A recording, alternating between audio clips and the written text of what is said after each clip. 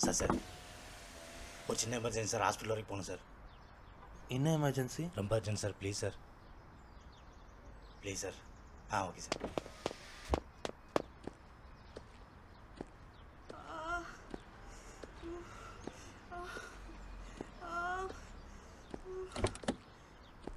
ஐயோ அம்மா, பார்த்து பார்த்து கால் தூக்கிடுமா. தலையை குனிஞ்சுக்கோ. மெதுவா மெதுவா மெல்ல.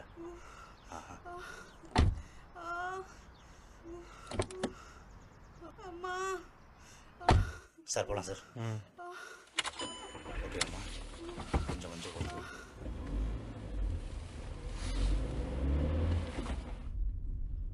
சுமதி, உன் முருகனை வேண்டிக்கோ, எல்லாம் அவன் பார்த்துக்கோ. முருகா, நீ தான் அந்த பிள்ளைக்கு துணையாக இருக்கணும். பிள்ளைய எப்படியாவது காப்பாற்ற முருகா.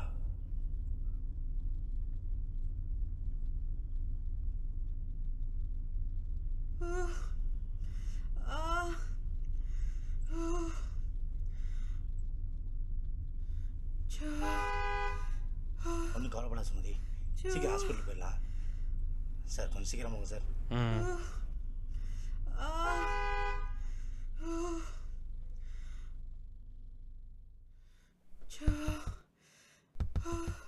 சார் இதை கொடுத்துருங்க சார். இப்போ இது அவசியமா? என்ன சார் இப்படி சொல்லிட்டீங்க? எங்கள் அம்மா எப்பவுமே சொல்லுவாங்க, டேய் குழந்த, நம்ம என்ன சூழ்நிலை இருந்தாலும் நம்மக்கிட்ட உதவின்னு கேட்டவங்களுக்கு தட்டாமல் செய்யணும்னு. யாருக்குண்டா அவர் வாழ்த்திட்டு போனால் அது கூட சுமதியோட பிரசவத்துக்கு உதலாம் இல்லையா? ப்ளீஸ் சார் கொடுத்துருங்க சார்.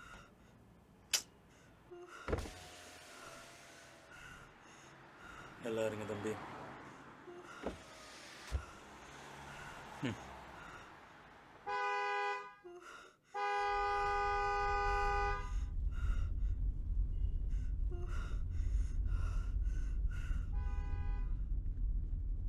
என்னம்மா?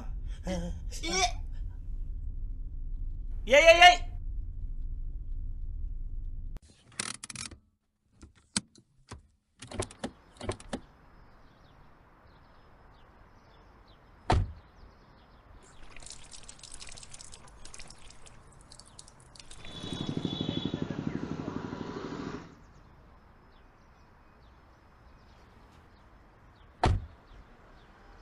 இந்தாம்மா. அப்புறம் போகலாம்.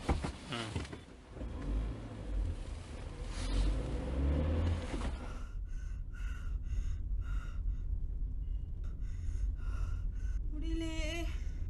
சுமதி, மூச்சை பொறுமையாக இழுத்து விடு.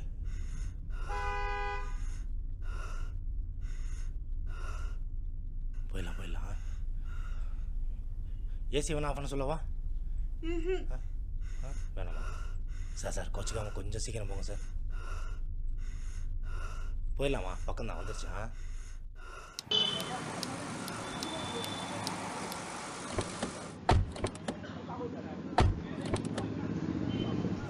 கை கை கை பிடிச்சிக்கோ. மெதுவா மெதுவா மெதுவா.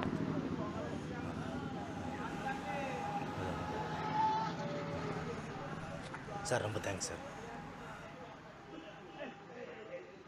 முதல்ல ஹாஸ்பிட்டல் கூட்டு போய்.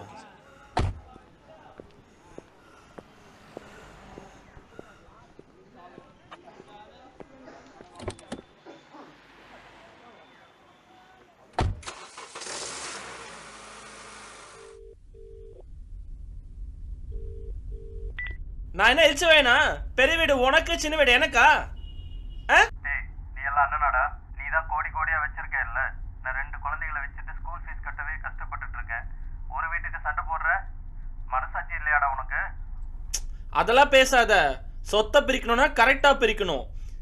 நீ பிச்சை எடுக்கிறது நான் என்ன பண்றது? நீ தெளிவா இருந்திருக்கணும். ஆரம்பத்துல இருந்து நீ எல்லாம் சப்போர்ட் பண்ணியிருந்தா நான் ஏன்டா இப்படி இருக்கேன்? ஏய், உன்கிட்ட பேசிட்டு இருக்க முடியாதடா. ஒரே ஒரு முடிவு தான். ஒன்று, எல்லாத்தையும் விற்று பாதி பாதி எடுத்துக்கலாம். இல்லைனா பெரிய வீடு எனக்கு, சின்ன வீடு உனக்கு, அவ்வளோதான். ஏய், உனக்கு வெக்கமா இல்லையாடா? போய் உனக்கு தம்பியா பிறந்தவங்க நினைச்சாலே கேவலமா இருக்குடா. சே, நீ வைடா போன.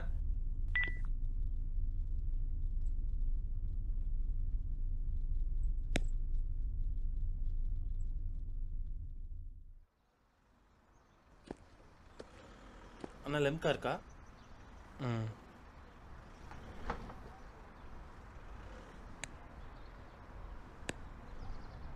எவ்வளோண்ணா? 48. அண்ணா ஹேய், எப்படி இருக்க? நீ எங்க இங்க? எங்க கடை தான்ண்ணா இது. பையனா?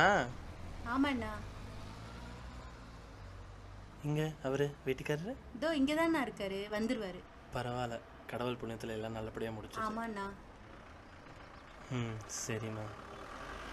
ஏங்க, இவர் தான் என்ன ஹாஸ்பிட்டல் கூப்பிட்டு போனார் சொன்னேன்ல, அவங்க. ம், ரொம்ப சந்தோஷங்க. ம், ஓகேங்க. தேங்க்ஸ். இதோ வரேன். ம்.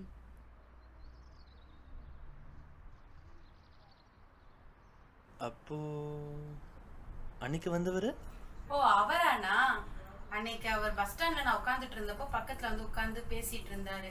எந்த ஊரு, என்ன பண்ற, என்ன பேரு எல்லாம் கேட்டுட்டு இருந்தாரு. நானும் சொல்லிட்டு இருந்தேண்ணா. அப்பதான் திடீர்னு வழி வந்துருச்சு.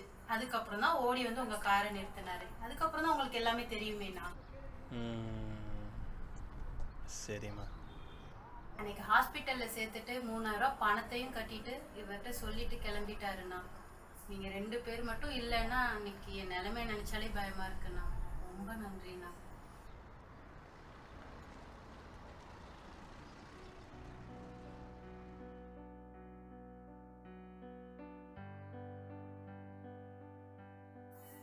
நான் ஏன்னா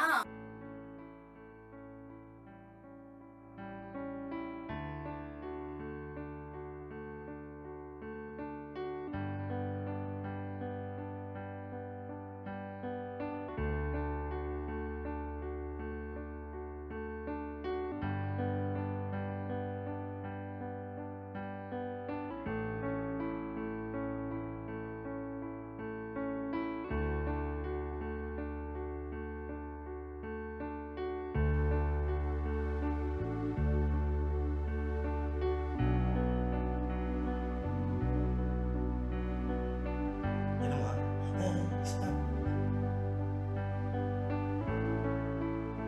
நம்ம என்ன சூழ்நிலை இருந்தாலும் நம்மக்கிட்ட உதவின்னு கேட்டவங்களுக்கு தட்டாம செய்யணும். முருகா, நீ தான் அந்த பிள்ளைக்கு துணையாக இருக்கணும்.